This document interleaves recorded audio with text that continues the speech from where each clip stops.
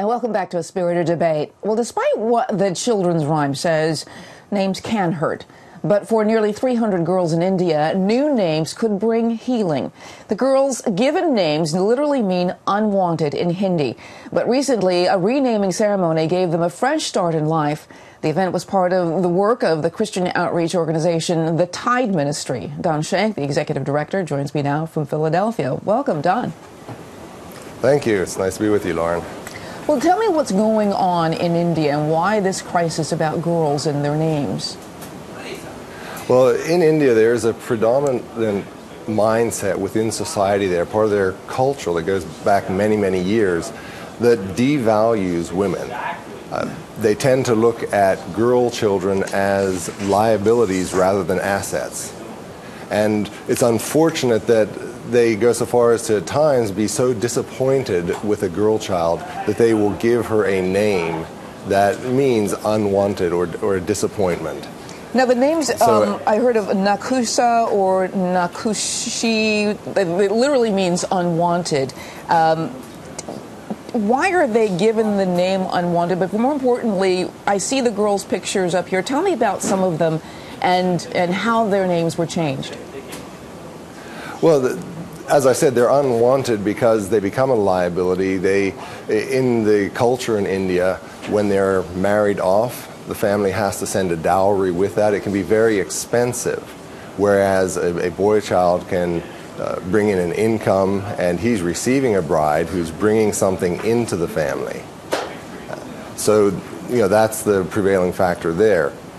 But when you look at the girls and what this means for them, obviously for each individual, they are now allowed to choose a name that reflects who they see themselves as, and it gives them the opportunity to really boost their own morale and improve their self-image.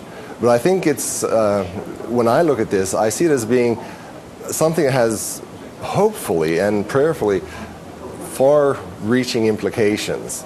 Because this was something, it was not something that we initiated or were directly involved with. This is something that the Indian government, a particular health official in the Health Department of India, initiated this. So they realized that labeling someone with a negative label is unhealthy for them. Give me an example. Give me an example of one of the girls and what she changed her name to and why. Okay, well, for example, one of the girls changed her name to, I'm forgetting the Hindi name for it, but it meant the rock. So that she is she sees herself as solid.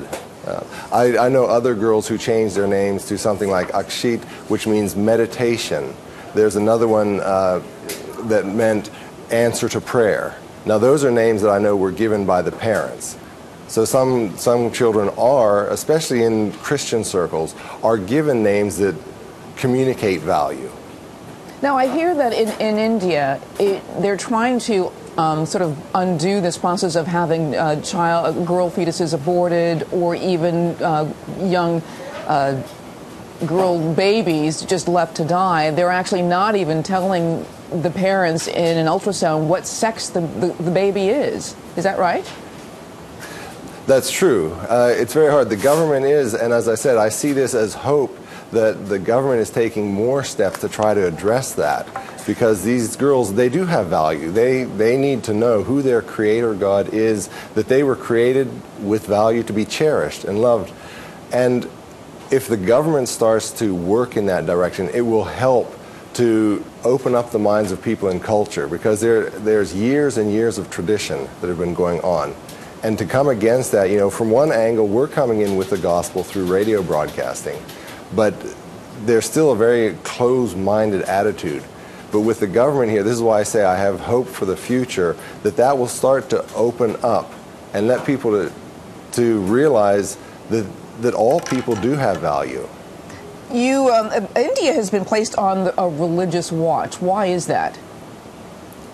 Because they're traditionally very closed to any other type of religion. And so many of the activities that we're involved with, we have people who have been beaten for standing to preach the gospel, and these are not missionaries from outside the country. These are indigenous speakers who speak the language that the people were born to speak.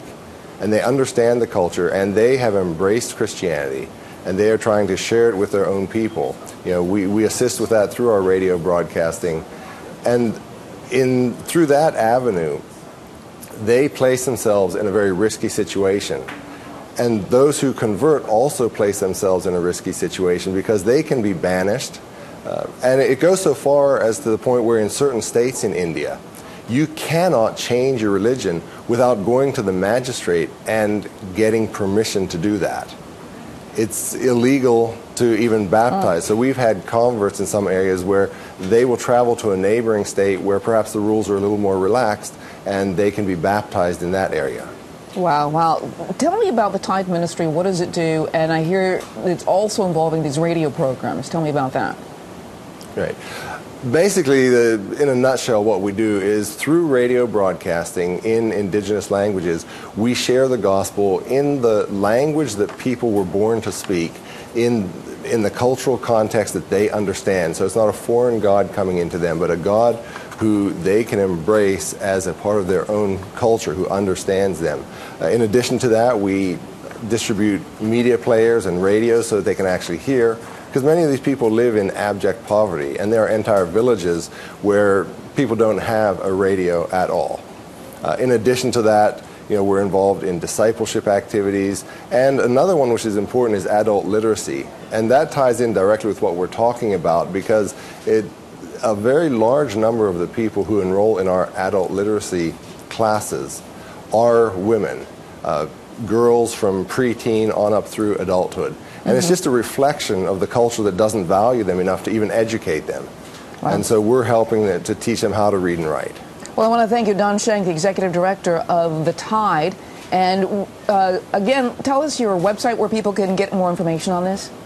More information can be found at thetide.org. That's thetide.org. All right. Thank you very much, Don Shenk of the Tide. Thank you very much. Thank you. And we're going to take a break right now on Spirited Debate. We'll be back with more right after this.